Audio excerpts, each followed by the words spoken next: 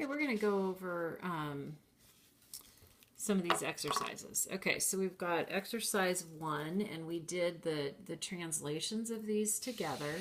So we've got this diagram up here, and we're asked a few questions. And hopefully you saw in C, how does the size of the original angle ABC compare to the size of A double prime, B double prime, C double prime after it was translated twice? And hopefully you saw that those measures are equal, because the figure's just moving in the plane, but not changing size. How does the length of the segments, how do the length of the segments compare? They're also equal.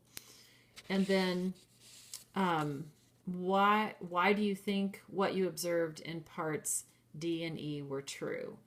And so something similar to this, the translations moved the figures to a different part of the plane, but all measures are preserved even with 2 translations.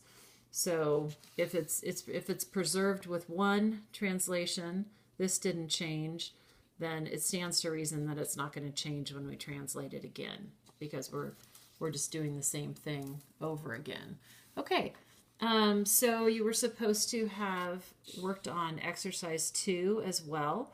The directions here were to translate the triangle ABC along vector FG right here, and then translate the image along vector JK. So let's see what that looks like. I've already drawn this one on the overhead to save a little time.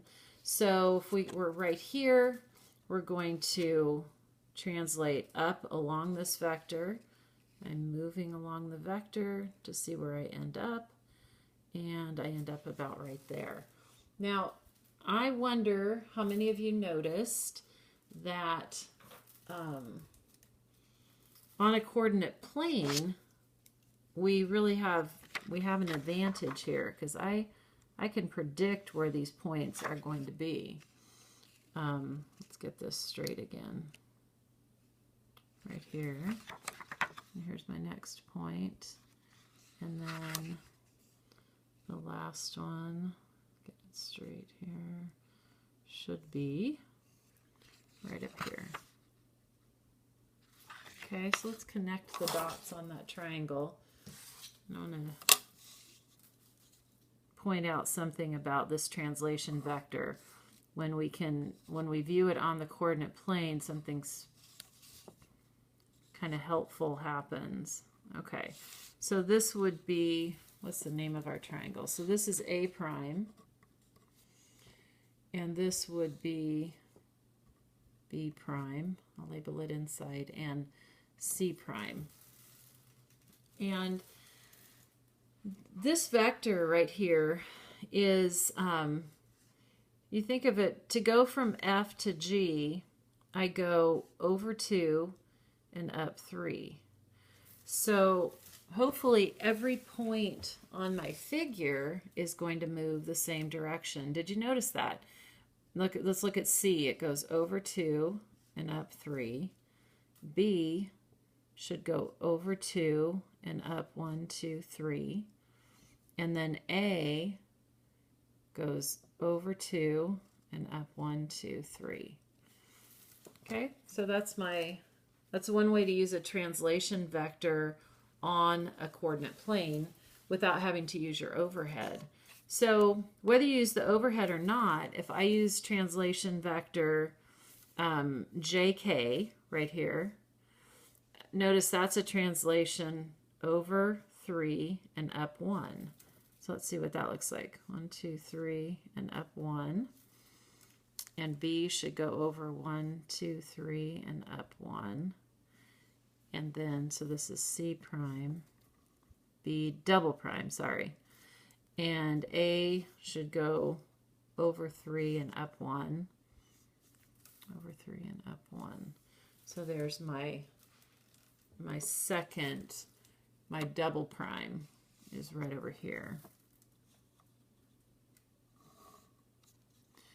And we'll notice that the triangle is the same size and the same shape.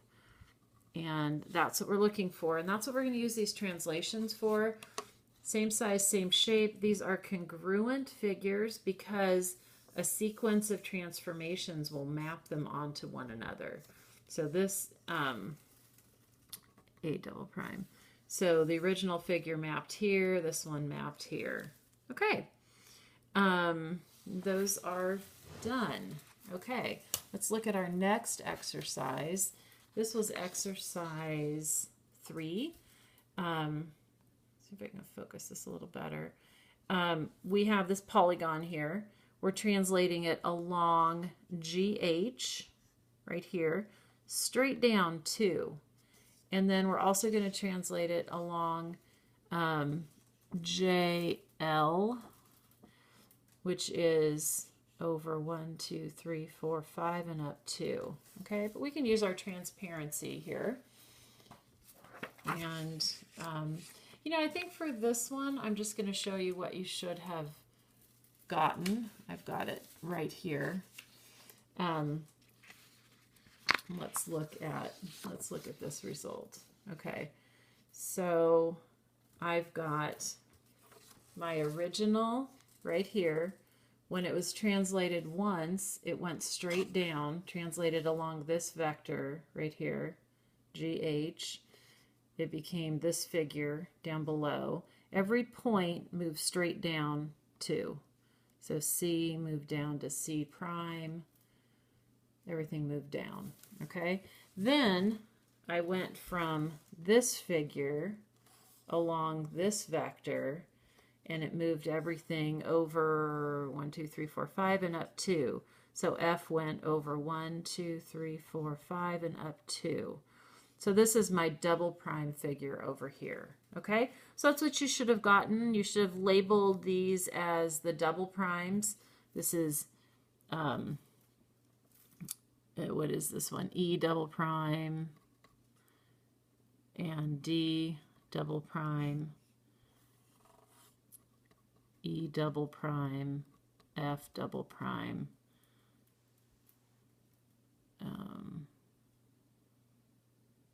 Gosh, I can't read this. This is B, I guess.